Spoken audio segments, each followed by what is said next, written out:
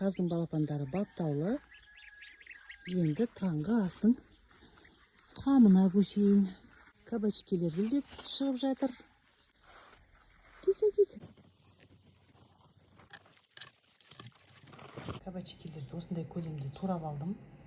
Қабығын алудың қажеті жоқ, себебі олар жас болғандықтан өте жұмсақ. 4 жұмыртқа, 100 мл сүт, дәміне қарай тұз, қара бұрыш, әркім өзінің талғамына қарай сарымсақ қосуға болады, чеснок. Жақсылап араластырып аламын. Енді осының үстіне ұн саламын. Бәрін бірден қоспаймыз. Мүмкін бұл көп болып кетеді, сондықтан осылай шамалап қосамыз. Кляр дайын болды. Мен бұл жерге 9 қасық ұн қостым.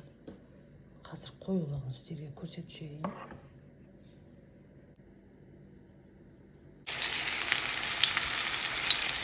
Дайындары